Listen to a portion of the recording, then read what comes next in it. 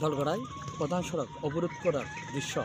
তবে অবরোধ কোনো মানবজাতি করে নাই, অবরোধ করেছে ছাড় পায়ে জানোয়ার, কুকুর।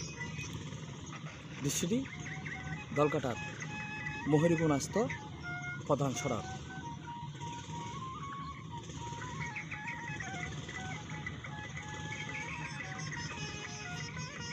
জানতে পেরেছি একটু বৃষ্টি হওয়ায় এই সড়কে কোনো যান চলাচল নেই, যার দরুন এভাবে কুকুরেই বসে আছে সড়কের উপর।